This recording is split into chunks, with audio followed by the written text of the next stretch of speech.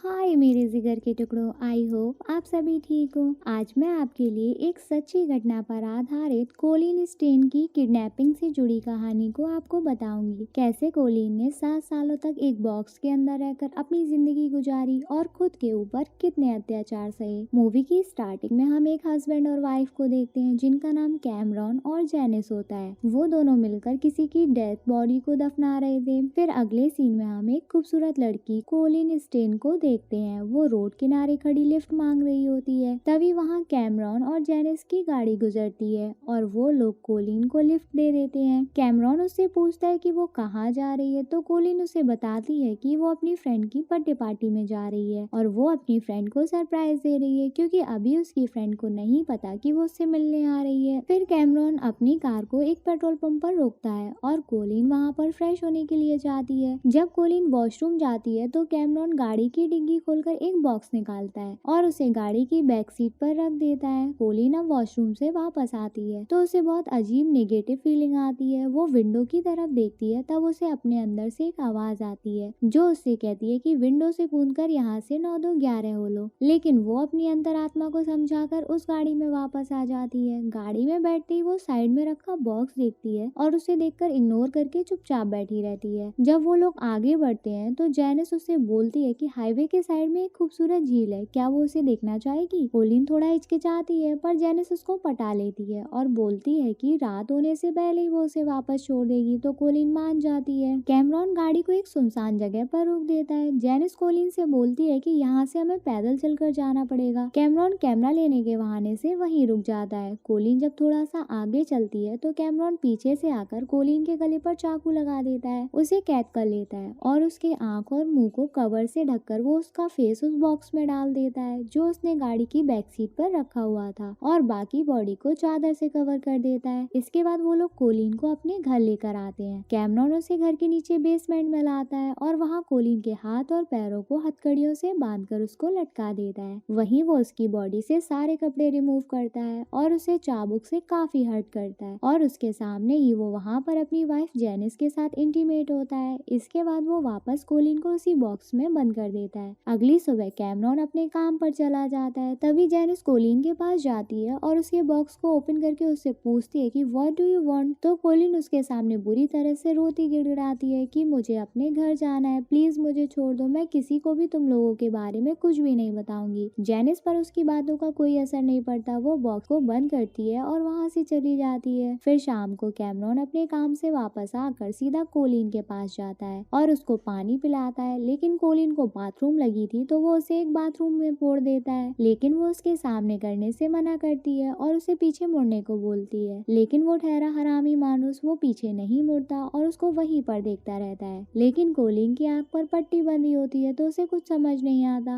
अब आगे Janice Cameron से पूछती है कि वो कब तक कोलिन को कैदी बनाकर रखेंगे, तो कैमरॉन कहता है कि जान, बस कुछ दिनों के बाद हम उसे छोड़ देंगे। जेनिस उसे समझाती है कि हम इतना बहुत बड़ा खतरा उठा रहे हैं, लेकिन कैमरॉन बोलता है कि अगर हमने उसको अभी आजाद कर दिया तो ये पुलिस को सब कुछ बता देगी। इधर हम व्यूअर्स को पता चलता है कि कैमरॉन को लड़कियों को अपना गुलाम बनाकर रखने का शौक होता है। लड़कियों को गुलाम बनाकर उनको टॉर्चर करना उसकी फैंटेसी होती है। इससे पहले जेनिस भी कई सालों तक कैमरॉन का टॉर्चर सहती रही, लेकिन अब उन दोनों के बीच एक एग्रीमेंट हुआ। एग्रीमेंट ये था कि कैमरॉन किसी लड़की को किडनैप करके उसके ऊपर टॉर्चर करेगा और उसको अपने गुलाम बनाकर रखेगा, लेकिन वो प्यार और हथियार सिर्फ जेनिस को ही देगा। दूसरी तरफ कोलिन के गायब होने से उसके घर वाले परेशान हो जाते हैं और वो पुलिस स्टेशन में कंप्लेन लिखवाने के लिए जाते हैं। पुलिस ऑफिसर उनसे कोलिन की एज पूछता है तो वो बताते हैं कि वो 20 साल की है। ऑफिसर बोलता है कि अब वो बालिग हो चुकी है और वो अपने डिसीजन खुद ले सकती है। क्या पता वो अपनी मर्जी से कहीं गई हो या फिर वो अपने किसी बॉयफ्रेंड के साथ कहीं रंगरलिया मना रही हो। वही सीन शिफ्ट होता है। हम देखते हैं कि जेनिस कैमरॉन के वर्क प्लेस पर जाती है। कैमरॉन आरा मशीन फैक्ट्री में लकड़ियों की कटाई का काम करता था। जेनिस उसे बताती है कि वो पेट से है और जल्दी से ही तुम बाप बनने वाले हो और अब हमें उस लड़की को आजाद कर देना चाहिए। लेकिन कैमरॉन को डर था कि अगर उसने कोलिन को आजाद कर दिया तो अब उसकी फैंटेसी कैसे पूरी होगी। वो जेनिस को समझाता है कि जानो, अभी तुम प्रेग्नेंट हुई हो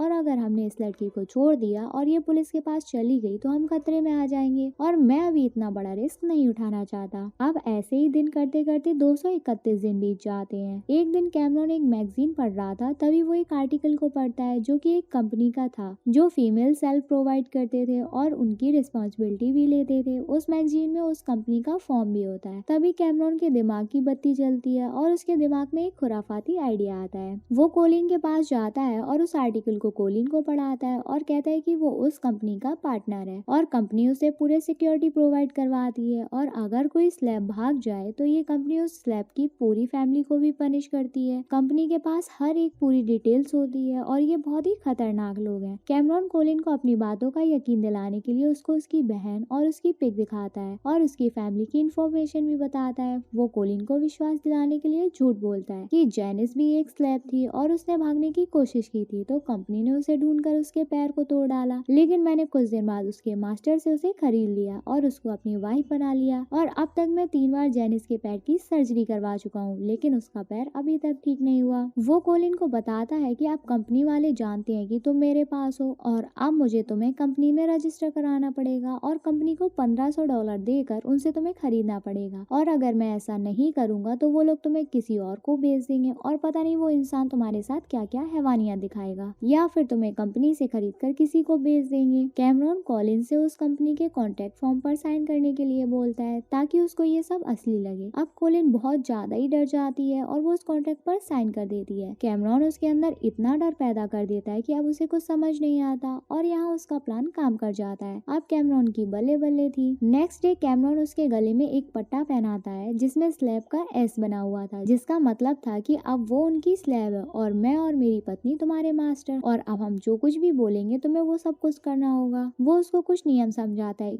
जैसे कि अब तुम्हारा नाम कोलिन नहीं लेटर के है और आज से तुम मुझे मास्टर और मेरी वाइफ को जेनिस को मैम बोलोगी। कैमरॉन एक नंबर का ठरकी इंसान था। वो उसे एक और रूल बताता है जो उसकी ठरकी फैंटेसी से जुड़ा था। रूल ये है कि जब भी मैं अटेंशन बोलूं तो तुम जो भी काम कर रही हो उसे वहीं छोड़कर अपने सारे कपड़े उतारकर हाथों को ऊपर करके वहीं पर खड़ा रहना होगा। कैमरॉन और जेनिस अब कोलिन से घर का सारा काम करवाते थे और उसे कोई घर के अंदर देख ना ले इस डर से वो घर की सभी खिड़कियां बंद रखते थे। उनसे ऐसा करने से घर के मकान मालिक को उनके ऊपर गलत शक होने लगता है और एक दिन वो कैमरॉन से पूछता है कि वो घर की सभी खिड़कियां क्यों बंद रखता है, लेकिन कैमरॉन उसकी बात को टाल कर वहाँ से चला जाता है। फिर कैमरॉन डिसाइड करता है कि अब उसे इस घर को खाली करके किसी सेफ जगह पर घर तलाशना होगा। फिर कैमरॉन एक न्यू घर में शिफ्ट हो जाता है और जेनिस न्यू घर में एक बहुत ही प्यारी लड़की को जन्म देती है। उसका नाम एम्बर रखा होता है। कैमरॉन कोलिन को एम्बर से मिलाता है। कैमरॉन कोलिन को बेड के नीचे एक बॉक्स के अंदर बंद करके रखता था और जब उसे कुछ काम होता था सिर्फ तभी उस बॉक्स को ओपन करता था। ऐसे ही समय बीतता जाता है और अब कोलिन को किडनैप हुए 683 दिन हो चुके थे। बेचारी जानवरों से भी बदतर जिंदगी बिता रही थी। जब भी कैमरॉन के अंदर ठरक की चुलमस थी वो अटेंशन बोलता और वो बेचारी कोलिन को नेक डोकर उसके सामने खड़ी हो जाती। वो अच्छे से उसकी बॉडी को निहारता और अपने हाथों से जहाँ मन करता वहाँ टच करके अपनी फैंटेसी पूरी करता। जब भी उसका मन करता वो चाबुक से कोलिन को बहुत हर्ट करता। जब भी कैमरॉन कोलिन को टॉर्चर करता था तब जेनिस डर के मारे रूम में जाकर माला जपने लगती थी, लेकिन जेनिस भी कोलिन के साथ बहुत बुरा बर्ताव करती थी क्योंकि उसको इस बात का डर था कि कहीं कैमरॉन कोलिन की तरफ अट्रैक्ट ना हो जाए क्योंकि कोलिन उससे ज्यादा खूबसूरत थी। एक दिन कैमरॉन कोलिन को अपने साथ जंगल में लकड़ी कटवाने के लिए लेकर जाता है। जंगल में और भी लोग थे तो कैमरॉन कहता है कि उन लोगों के सामने वो उसे मास्टर ना बोले क्योंकि वो लोग भी उसकी तरह ही कंपनी के पार्टनर हैं और अगर उन्हें पता चल गया कि तुम गुलाम हो तो वो तुम्हें खरीद लेंगे। कोलिन कैमरॉन की बातें सुनकर बहुत डर जाती है। वो उससे पूछती है कि क्या मैं कभी घर वापस जा पाऊंगी तो कैमरॉन कहता है कि कंपनी स्लैब को अपने घर जाने की इजाजत नहीं देती, लेकिन कैमरॉन उसको दिलासा देता है कि वो एक दिन वो उसे उसके घर लेकर जाएगा। जब कैमरॉन लकड़ियां काट रहा था तो उसके पैर में कुल्हाड़ी लग जाती है और वो वहीं गिर जाता है। कोलिन के पास मौका था भागने का, लेकिन कैमरॉन ने उसे अपनी बातों के मायाजाल में ऐसा फंसाया था जिससे उसकी बुद्धि भ्रष्ट हो चुकी थी। वो भागने का इतना सुनहरा मौका छोड़कर कैमरॉन की हेल्प करने लग जाती है और उसके पैर पर कपड़ा बांधकर उसे घर ले आती है। जेनिस जब ये देखती है कि कोलिन कैमरॉन की सेवा करने में लगी हुई है तो उसे ये सब देखकर बहुत इनसिक्योरिटी फील होती है। उसे लगता है कि कोलिन उसकी जगह ले लेगी, कहीं कोलिन कैमरॉन को अपनी खूबसूरती के जाल में ना फंसा ले। इसलिए वो उसी रात कैमरॉन से इन सब बातों के बारे में पूछती है तो वो उसको समझाता है कि कोलिन तो बस हमारी गुलाम है और वो मेरी ही नहीं बल्कि तुम्हारी भी गुलाम है और वो सिर्फ हमारी गुलाम बनकर ही रहेगी, डोंट वरी। लेकिन एक दिन कैमरॉन कोलिन के साथ जबरदस्ती करने की कोशिश करता है, लेकिन जेनिस उसे रंगे हाथों पकड़ लेती है और उसकी माँ बहन एक कर देती है। उस पर चिल्लाती है कि साले तूने मुझे प्रॉमिस किया था कि तू किसी और के साथ जबरदस्ती जबरदस्ती नहीं करेगा। कैमरॉन उसको बहुत समझाता है और उससे पूछता है कि तुम क्या चाहती हो, तो जेनिस कहती है कि तू कभी भी उस लड़की कोलिन के साथ कुछ नहीं करेगा, सिर्फ उसको टॉर्चर करके अपनी फैंटेसी पूरी करना। और यही हम दोनों के बीच एग्रीमेंट हुआ था कि तुम मेरे बदले किसी और लड़की को किडनैप करके उसको सिर्फ टॉर्चर करोगी, क्योंकि तुम्हारी फैंटेसी सिर्फ लड़कियों को गुलाम बनाकर टॉर्चर करना है। ऐसे ही वक्त बीतता जाता है और 3 साल बीत जाते हैं। अब वो लोग कोलिन को उस बेडरूम के नीचे उस बॉक्स के अंदर ही बंद रखते हैं और उसको बस थोड़ा बहुत ही खाना खाने को देते थे और अपनी बेटी एम्बर को उससे छिपा कर रखते थे। कोलिन बहुत दिनों से उस रूम में बंद थी। एक दिन जब जेनिस उसे खाना देने जाती है तभी उसके पीछे उसकी बेटी एम्बर भी आ जाती है। कोलिन एम्बर को देखकर एकदम शॉक्ड हो जाती है और वो बहुत गहरे सदमे में खो जाती है, क्योंकि एम्बर को देखकर उसे ये समझ आता है कि वो 3 सालों से इस रूम में कैद है। उसे बॉक्स में रहकर टाइम का पता ही नहीं चला कि टाइम कितना बीत गया, उसे ऐसी गुलामों की जिंदगी जीते हुए। कुछ दिनों बाद कैमरॉन अपनी फैमिली के साथ थोड़े दिनों के लिए बाहर घूमने जाता है, लेकिन वो कोलिन को उस बॉक्स के अंदर ही बंद करके चला जाता है। कुछ दिनों तक कोलिन ठीक रहती है, लेकिन थोड़े टाइम बाद कोलिन का उस बॉक्स के अंदर दम घुटने लगता है। उसे बहुत ही डरावने ख्वाब आते हैं। फिर वो कैसे भी करके उस बॉक्स को तोड़ डालती है और अब वो घर में अकेली थी।